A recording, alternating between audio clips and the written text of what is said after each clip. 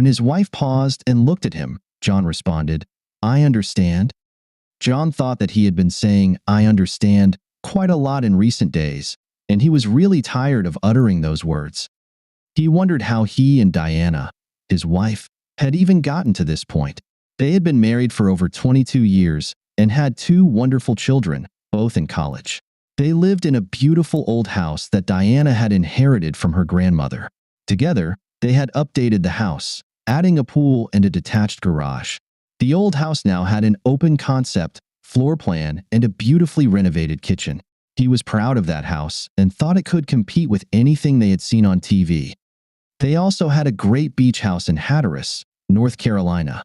He resisted making any changes to the traditional beach house he had inherited, preferring to keep it just as he remembered it from his childhood. It was the site of so many wonderful family memories. John Simon Thomas was now the senior vice president of Central Logistics and was enjoying the fruits of many years of hard work. Diana Anderson Thomas had also excelled in her career. She was a senior client manager at Richards & Sons, a securities firm where she had worked for the past 20 years. He thought they had the perfect home, almost perfect children, wonderful careers, and a happy marriage, until he often said, "I understand." But he knew deep down that he didn't really understand what was happening to his life. Diana fell silent and looked at him.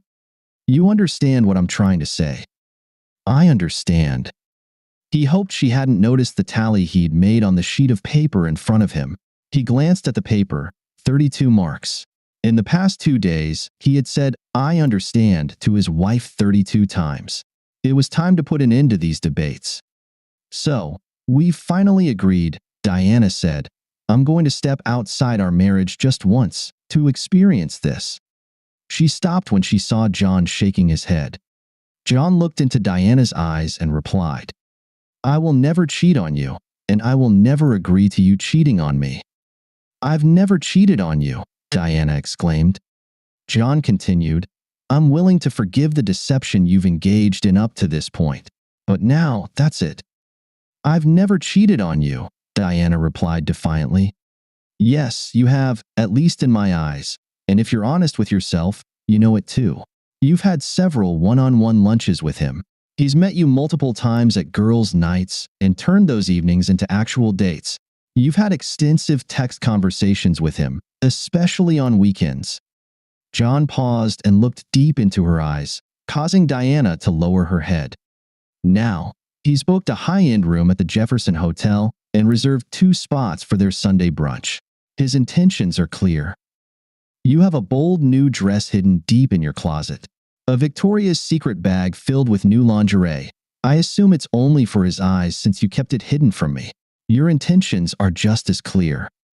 John paused, waiting for a response that never came.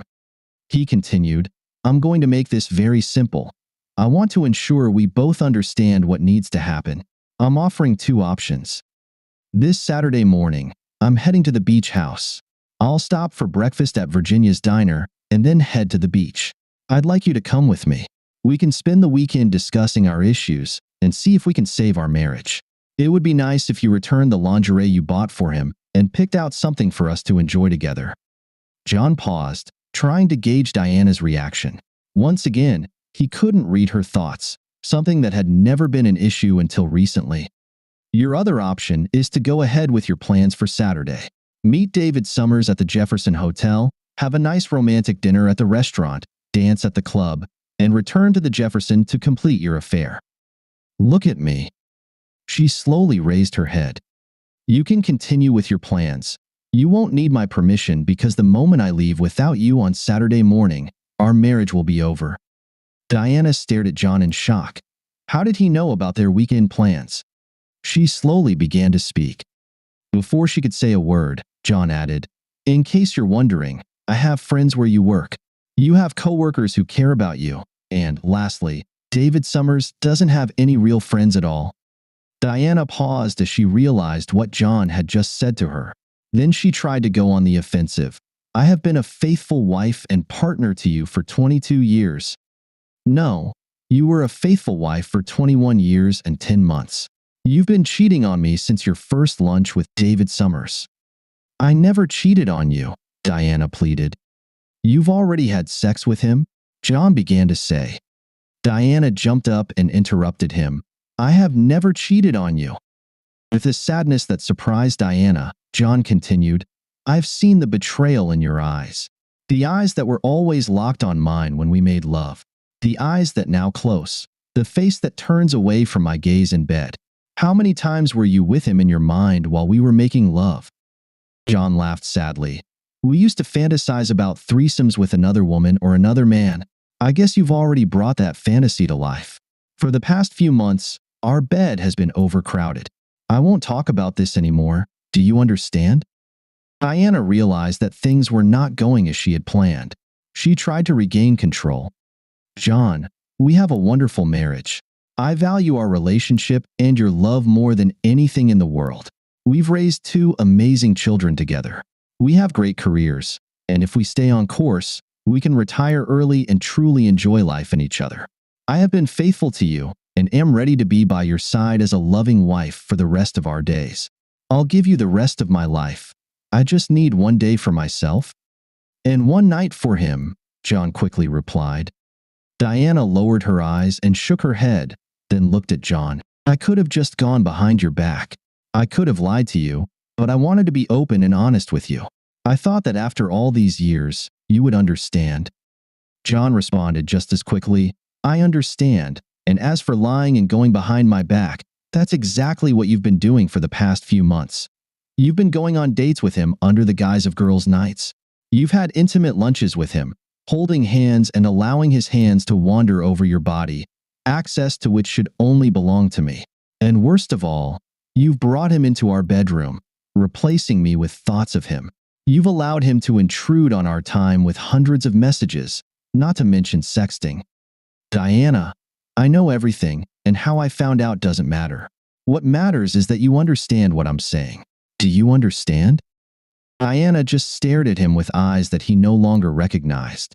He sighed quietly, realizing that she didn't grasp what he was trying to convey. John stood up and left the room. He went to their bedroom, brushed his teeth, and tried to sleep, but he knew it would be difficult to fall asleep that night. Diana sat still for a few minutes. Finally, she moved to the couch, picked up her phone, and called her friend Janice. When Janice answered, Diana said, John knows everything.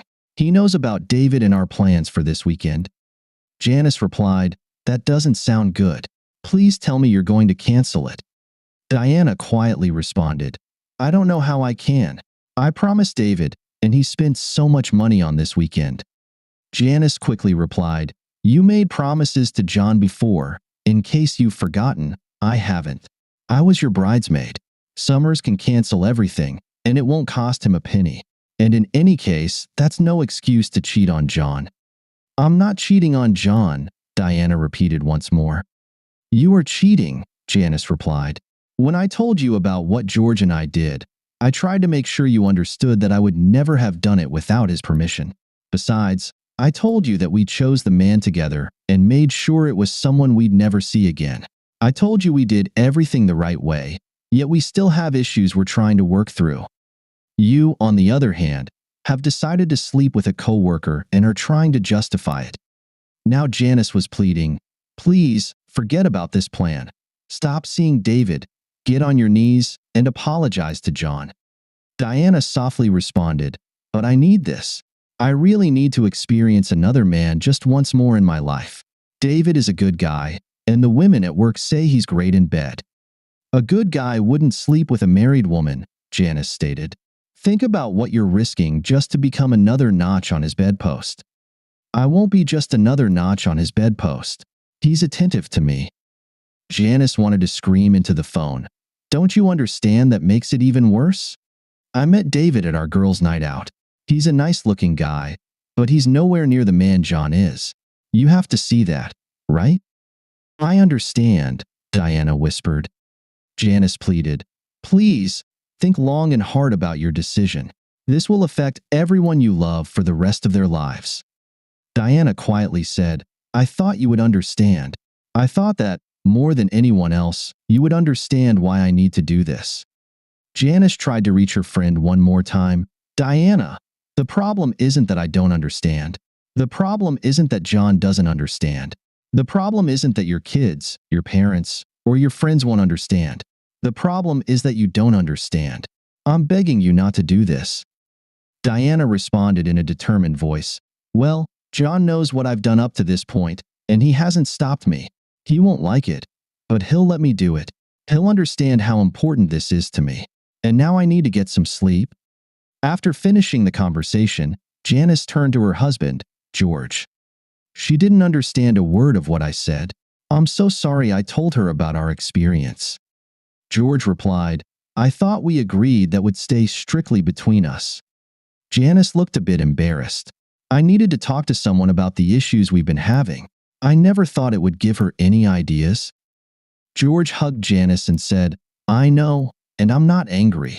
I have to admit, I also talked to John about our problems." Janice lowered her head in obvious embarrassment. "You told John. I can imagine how he reacted. Did he suggest kicking me to the curb or branding me a cheater?" "I thought you knew John better. He asked me a series of questions. My answers to those questions made me think about us. After I finished answering, he said to me, 'You two got into this together. You made the decision together. It turned out to be a big mistake. But you two did it together, and only the two of you can fix it. As long as we continue to stay together and work on our relationship together, everything will be fine.' He made me realize that we were in this together, and we both were trying to fix our problems.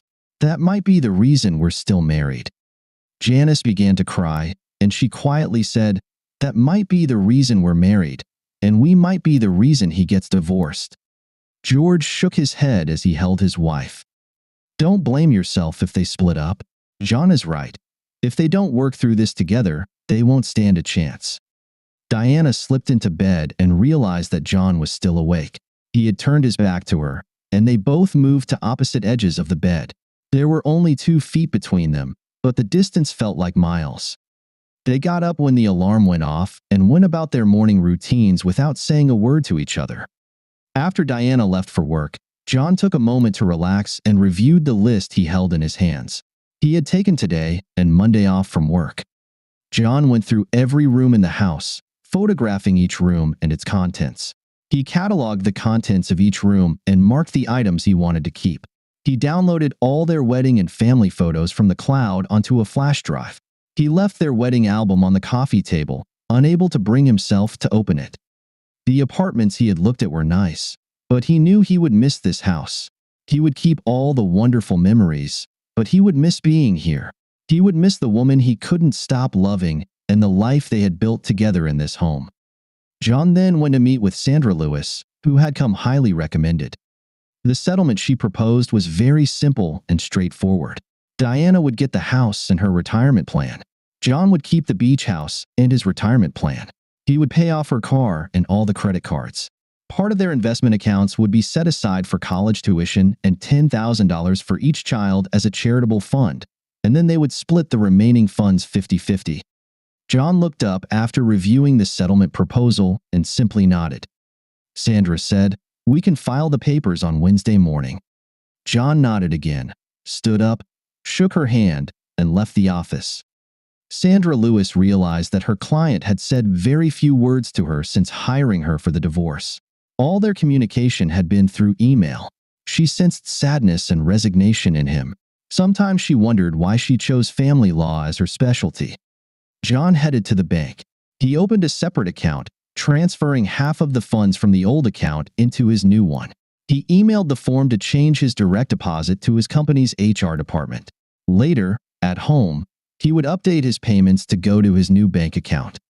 Then he went to see their investment banker. The banker confirmed that all accounts and transfers would require both of their signatures. John informed him that his attorney, Sandra Lewis, would place a freeze on those accounts the day after Diana was served. John felt uncomfortable seeing the expressions of pity and concern on the faces of his longtime advisors. He realized that they were just the first of many acquaintances who would have the same look when the news became public. The thought of having to tell his children about the divorce nearly made him sick. Diana tried to avoid David Summers as much as possible at work. During lunch, they met at Maria's cafe, a small restaurant he liked to call their spot. She was quiet and refused to hold his hand. John knew about their every move, and she couldn't shake the feeling she'd had all day that they were being watched. David Summers paid no attention to Diana's mood. "I'm excited about this weekend. Check-in at the hotel is at 3 p.m. Do you think we could meet a little earlier than planned? Maybe we could have some fun in the room before going to dinner?" "I don't think so," was Diana's reserved response. Back at the office, Diana tried to get some work done but kept glancing around. She realized that at least one, if not several, of her colleagues might be acting as spies for John. After a couple of unproductive hours, she decided to call it a day and left the office. As she walked down the hallway, Diana greeted two new interns in her department. She stopped and looked back at them, noticing the distinctive Central Logistics logo on the sweatshirt one of them was wearing. John had completed all the tasks on his list. It was 2 p.m., and he realized he hadn't eaten all day, so he decided to grab a bite. When he sat down at a table in Maria's cafe, the owner came out and greeted him with a hug. John hugged her back and asked, "How's Ben doing?" Maria smiled. "He's doing great. He made the baseball team as a freshman, and he's so excited. You know, James was an excellent training partner for him this winter. Your son made all the difference." "Well, James is thrilled that his roommate will be on the team with him," John replied. Maria sat down next to John and said, "They were here for lunch again today, but things weren't so great in paradise." Diana seemed very nervous, and of course, Summers didn't pick up on it. "He might be clueless, but he's planning to sleep with her this weekend," John responded, sounding dejected. "Don't be too quick to give up on her. She must be a special woman for you to have been married for so long. She'll realize her mistake, and I just pray it happens sooner rather than later," Maria said. "So, Maryland crab cakes with broccoli?" John smiled for the first time that day. "That sounds perfect, and maybe a beer for a change. Surprise me with one of your light Alesh." Diana came home early and began to put her backup plan into action. She planned to cook John's favorite dinner and then try to talk to him again. It was important to her that he agreed to her one-time date. If he didn't agree to that, she needed him to at least accept her actions. When the crab cakes were baked, she went upstairs and changed. She wanted to look good for him and then planned to meet with Janice and her other friend Lisa for drinks to discuss the important day on Saturday one last time. She took the clothes and Victoria's Secret bags out of her closet and brought them to her car, carefully placing them in the trunk. She didn't want to embarrass either John or herself by showing them in front of him. John came home at his usual time and was surprised to smell dinner cooking. Diana walked into the living room and handed him a bottle of light beer. "Please, take off your jacket and tie and have a seat. Dinner will be on the table in a couple of minutes." John smiled at the sight of the Maryland crab cakes and steamed broccoli she had made for him. He was glad. It was his favorite dish, but for the first time, he realized he would have preferred to eat at Maria's cafe. At that moment, he would rather be anywhere but home. As they ate in silence, Diana decided to try once more to make him understand why she felt she needed to do this. "John, I love you, and I pray that you understand why." John interrupted her. "I understand. You look very nice today. Are you going somewhere?" "Yes, I'm going to meet Janice and Lisa for a few drinks later this evening. But I'm trying to tell you that I love you, and I'm hoping you'll—" Yes, you're hoping I understand," John said coldly. "I really do understand." He stopped eating and pushed away from the table. As he stood up, he said, "I've lost my appetite." As he walked away, he added, "You look very nice for him. I guess you couldn't wait until tomorrow. When you see David Summers tonight, tell him to drop dead for me." John disappeared into the living room, and the sound of the TV filled the dining room. Diana sat quietly at the table, her head in her hands. For the first time, she seriously reconsidered her actions. After a few minutes, she stood up and cleared the table. Now was not the time to hesitate. She needed to stay true to her feelings. She texted Janice, "We can meet earlier? I'm leaving in 5 minutes." John heard the front door open and close. He finished his beer and stared at the TV, realizing he had been sitting there for 20 minutes and had no idea what channel he was watching. He felt a deep sadness pressing on his chest, like an enormous weight making it almost impossible to breathe. John pulled a box from his coat pocket. He tossed 2 pills into his mouth and washed them down with the last of his beer. For the first time in his life, he took a sleeping pill. He knew he wouldn't be able to sleep without some help. He also knew he would need all his strength for Saturday morning. Diana was the first to arrive at the bar and reserved a table for 3. While waiting, she noticed the scene in the bar. Men and women were dancing a dance of seduction, but to Diana, it seemed like a dance of desperation and loneliness. Was this her fate? The arrival of her friends interrupted these thoughts. Diana watched as her 2 friends approached the table. She noticed that they seemed tense and braced herself for their confrontation. Lisa sat down and looked at Diana. "What the hell do you think you're doing? Are you out of your mind? You're going to cheat on your husband with some piece of trash, a jerk from work? Are you going through menopause? Or did you start taking drugs? Or did you fall and hit your head? This is the dumbest thing I've ever heard from anyone, and I used to think you were one of the smartest people I knew. If you go through with this, you must be the dumbest fool I've ever met."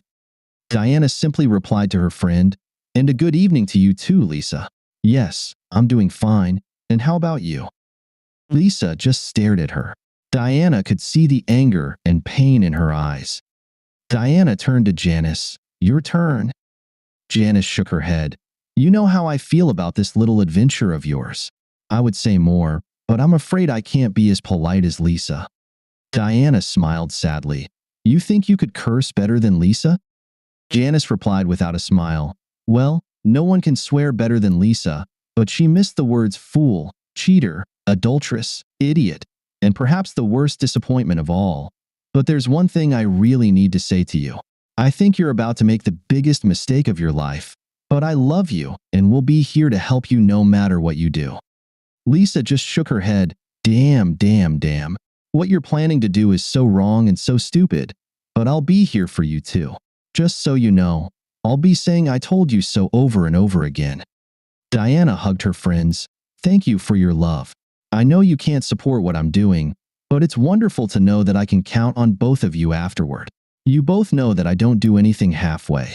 I've made a commitment, and now I need to see it through to its natural conclusion." Lisa gently pleaded, "Diana, there's nothing natural about cheating, and committing to infidelity is the opposite of what commitment truly means." Diana sat quietly for a few minutes, then stood up and said, "I need to finish my preparations for tomorrow. I'll bring a bottle of wine. Please stay and have a drink for me." Diana completed her errands and drove up to the dark house. She gathered her thoughts and then sent Janice a long text message. She knew Janice was angry with her, but also knew that her friend would help her. She opened the trunk of her car and realized she couldn't leave her purchases in the car overnight, as they would be too cold to wear in the morning. She hid them in the closet in the downstairs hallway. After that, she slipped into bed next to John and tried to sleep. Sleep didn't come to Diana that night. Finally, at 3 a.m., she got out of bed and went downstairs. She saw the wedding album on the coffee table and thought that if John could look at it, then so could she. After going through 2 pages, she closed the album and began to cry. She had to make him understand. At 5 a.m., she gave up on the idea of sleep and went to the bathroom to take a shower. After her shower, she put on some lingerie from Victoria's Secret and then opened the garment bag to put on the beautiful outfit inside. She pulled out the suitcase she had packed earlier and took it to the car. Then she placed the Victoria's Secret bag next to the suitcase. She went to the kitchen and wrote a short note to John, smirking to herself as she realized she was leaving him a Dear John letter. She placed the note on the coffee maker, turned off the light, and walked to the car, determined to finish what she had started. John woke up and looked at the clock. It was 6:15, and when he turned over, he realized he was alone in bed. The thought crossed his mind that she hadn't waited until tonight. He had pushed her toward David Summers.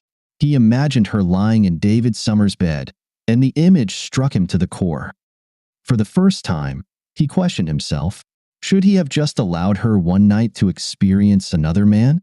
She had promised to belong only to him after that one night. Had he lost the love of his life because of his ego and pride? Reflecting on his predicament, John realized that he could never love her again if she went to David Summers. He had lived with her putting their children first because that's what a mother should do, but he could never live with her putting another man above her husband. In 22 years, they had both earned each other's respect and loyalty. She expected nothing less, and he would accept nothing less. He hoped she was still at home, maybe sleeping in one of the other bedrooms. John checked all the bedrooms but found no signs that she had returned home that night. Entering the kitchen, he saw a note on the coffee maker. He opened it and read the short message, "Please understand." That was all she had written. Collapsing back onto one of the kitchen chairs, John began to cry. He had feared this moment, but deep down, he still expected that she would stay, forget this crazy idea, and remain his wife. After making coffee, he went upstairs. He quickly showered and dressed, then stuffed a duffel bag with some clothes and headed back downstairs. John filled his thermos with coffee and walked toward the front door. Taking one last long look at the house that had been his home, he turned off the lights and closed the door. The cold morning air hit his face as he descended the steps. He had forgotten to start the car but thought the cold might help wake him up and perhaps shake him out of the numbness he was feeling. As he walked toward his car, he realized the engine was running. He opened the back door, and when he placed his bag inside, he saw a suitcase and a Victoria's Secret bag on the back seat. In the passenger seat, he saw Diana, asleep in the car. He quietly closed the back door and paused, reaching for the door handle. Tears of joy filled his eyes at the sight of his wife, his love. Now he knew they had a chance. John took a deep breath and opened the car door. As he got into the car, Diana stirred and looked at John. "Good morning," she whispered softly, rubbing her eyes. "Good morning." After a short pause, he asked, "How long have you been here?" Diana looked at the clock and replied, "About 2 hours. I couldn't sleep, and then I got worried that you'd leave without me, so I decided to wait in the car. I filled up the tank and bought us a dozen Krispy Kreme cream-filled donuts for the road." John opened the box of donuts and said, "There are only 7 donuts here." Diana, now fully awake, replied, "A dozen was for the both of us, and I've already eaten my share." Smiling, John grabbed one of the donuts and let it melt in his mouth. "This should hold me over until we have breakfast at Virginia's Diner. How about their country ham and biscuits with gravy?" Diana shook her head. "I'm not dressed to go to Virginia's Diner." John was puzzled. "Diana, Virginia's Diner doesn't have a dress code. You can wear anything you want there." Diana smiled. "I know you can wear almost anything, but you can't wear almost nothing." With that, she opened her coat to reveal a purple lingerie set. "Well, that's almost nothing," John agreed. "Is the coat new?" Diana replied, "Yes, I traded the dress for this gorgeous coat. And in case you didn't check the Victoria's Secret bag, I returned the other lingerie and bought these just for you." Diana placed her hand on his chin and lifted his head so he could look into her eyes. "This outfit and the body beneath it are for your eyes and your eyes only, for all the days and nights of our lives." After a brief pause, she continued, "I'm sorry for the hell I put you through these past few months. You were right about almost everything.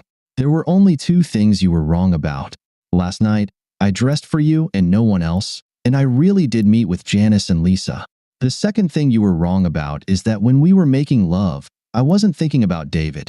David never entered our bedroom. I didn't close my eyes to think of him. I couldn't look you in the eyes because I was so ashamed of what I was planning to do. I'm ashamed to admit that the shame I felt didn't stop me from planning to be with him." She looked at him and quietly said, "Now I truly understand." He kissed her. They had a lot to talk about and much work ahead to rebuild their marriage, but his heart leaped with joy when he realized that she finally understood. As they drove past Virginia's Diner, John glanced at Diana.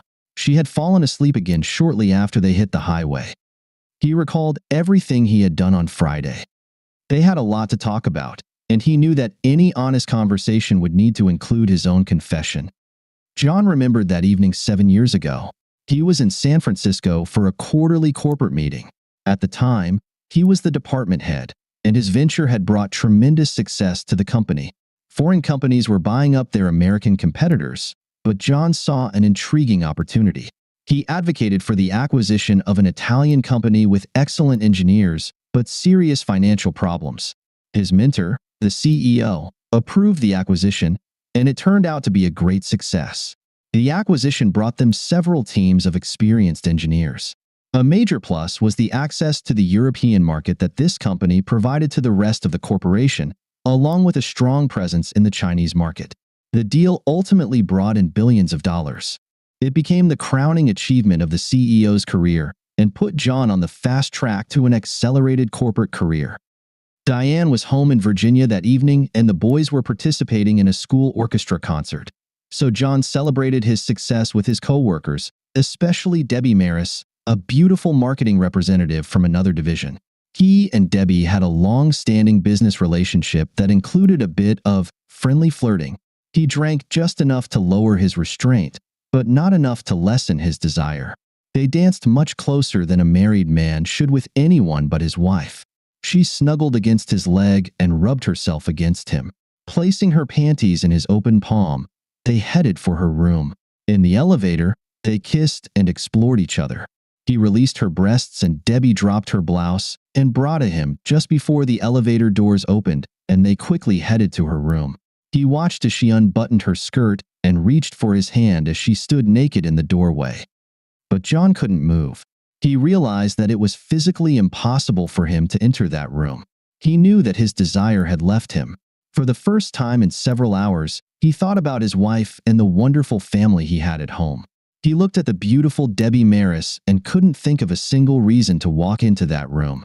He stepped back 2 paces and then ran, literally ran, back to the elevator. He went to his room and took a shower, wanting to wash away the scent of Debbie.